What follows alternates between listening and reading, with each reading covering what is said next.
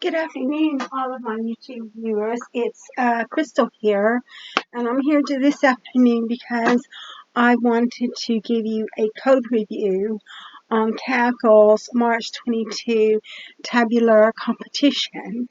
And so basically, I didn't want to do a study with me or a code with me because I thought it was going to be too difficult to code. So I went ahead and coded it on my own, and then I decided that I'll just do a code review. So this is Kaggle's March 22 tabular competition, and it's a traffic time series forecast. You can see I got 5.372 on it, so that's not too bad. So this is your problem statement. For the March edition of the 2022 Tabular Playground Series, you're challenged to forecast 12 hours of traffic flow in a U.S. metropolis. The time series in this data set are labeled with both the location coordinates and a direction of travel, a combination of features that will test your skill at spatial temporal forecasting within a highly dynamic traffic network. So I made the program in the Kaggle Jupyter Notebook because it had to be made in the Kaggle Jupyter Notebook for me to be able to submit my predictions. So the first thing I did was I imported the libraries. I imported NumPys, Pandas, Matplotlib, and Seaborn. NumPy is a numerical Python library that allows you to do lots of numerical computations. Pandas is a library that allows for creation of a data frame and management of it and manipulation of the data. Matplotlib is a visualization library that allows you to plot the data points onto a graph. And Seaborn is a more high-level visualization library built on top of Matplotlib that does more complicated tasks than Matplotlib. So those were the four main libraries that I'm going to be using in the program that I input.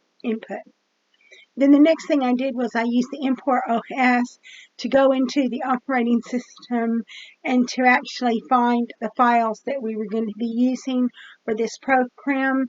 And the files that we're going to be using for this program are sample submission, train, and test. And then so those are the three files that we will be using. After I loaded the three files, I read those three files using Pandas. So the first one is train equals PT read CSV, and then the path that the train file was in. And then we had test, and then we also had sample submission. So we read those three files into the system, and we converted them into data frames. So next thing you want to do is you want to actually see the train file. So this is your train file, and what it has a row ID, it has a date and a time, has the x-axis, the y-axis, the direction, and the congestion. Well, your congestion is your target value. So then we look at the test file, and the test file has everything that the train file has except for the congestion. Then we look at the submission file, and this is the file that we have to submit to Kaggle. And then we have to input the information into the congestion. So now what we want to do is we want to analyze our target. So we use Seaborn Sysplot to do that. So you can see that the target pretty much had a bell curve, but it did actually have some outliers in there. So that may have been to do with a holiday or something like that. So I decided I wanted to look at a violin plot.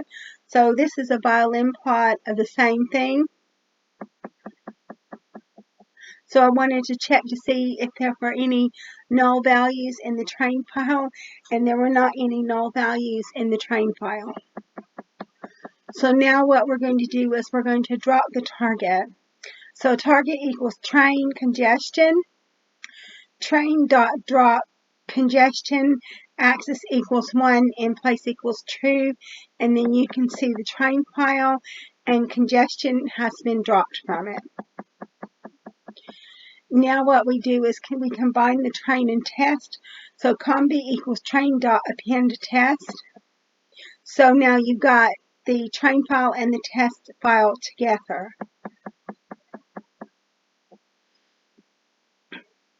So now what we're going to do is we're going to timestamp the data.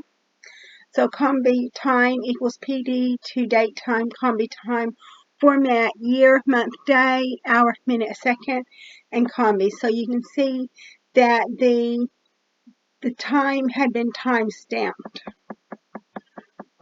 So now what we're going to do is we're going to extract the month from the date using comb month equals PD dot datetime index comb time dot month. You can see we've got the month in there now. So now you've got the day of the week. So comb weekday equals comb time dot dt day of week comb. So now you see we've got the day of the week. And so I did a disk plot on the weekday just to see what it looked like. And this is what the weekday, the congestion looked on the weekday. So it looks like there's a little bit more congestion on Monday, which is 0. So we also want to get the hour from the time. So comb hour equals PD dot to date time, comb time, format year, month, day, hour, minute, second, DT hour, and you can see we've got the hour in there as well. So we want to analyze the direction because so you've got SNS.diskplot comb direction because I wasn't sure how many directions were in there. So you've got 8, I believe. 1, 2, 3, 4, 5, 6, 7, 8. So you've got 8 directions. And so what I did was I replaced the directions with numbers to make it easier to predict on the data.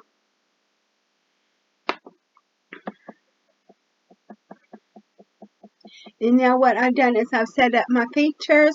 So our features are X, Y, direction, weekday, month, hour, and then you've got your feature. So you can see everything is a numeric value, and that's what the model or the computer wants to see when it's making predictions. So now what we're going to do is we're going to define our X and Y value. Y is your target. X is comb features from 0 up to the length of train. X test is comb features from the length of train all the way to the end. So now what we're going to do is we're going to use sklearn to train test split to split the data set up into training and validating data sets. So you can see that there, X train, X val, Y train, Y val equals train test split, X, Y, test size equals 10%, random state equals 14, stratify equals Y, and shuffle equals true. And then we check the shape of the data, and you can see we've got on the train, X train, X val, you've got 6 columns of data. And X test, you also have 6 columns of data. So now what we do is we select our model, and I use random forest regressor. Model equals random forest regressor. Random state equals 42. You fit X train, Y train. Print model score X train, Y train, so you have 75%. We're going to predict on the validation set. ypred equals model.predict xval, print model.score xval ypal. So you got 70%. Now we check our error, and our error is 9.12. And then we create a data frame that has the actual value and the predicted value, so you can compare the actual to the predicted values. And then we have a plot, which is beautiful, and we visualized the actual values against the predicted values, so you can see that. And now we're predicting on the test set. And so preds equals model.predict xtest, preds equals preds.asTypeInt. And then it says that, like, if preds is less than 0, it's 0. And then preds, so you can see the array. And then what we've done is we've prepared our submission. Our submission.congestion equals preds. Submission to CSV equals submission.csv. Index equals false. So we're converting our submission to a CSV file, and it doesn't get an index. Submission equals pd.readCSV submission, and then submission.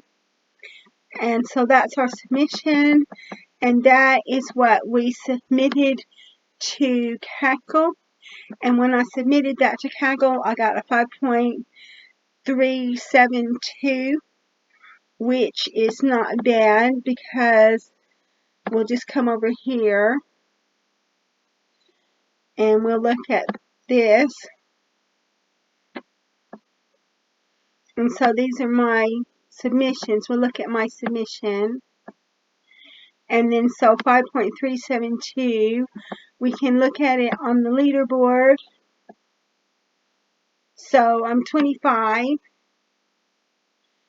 And the highest position is 4.923. So that's the best score is 4.923.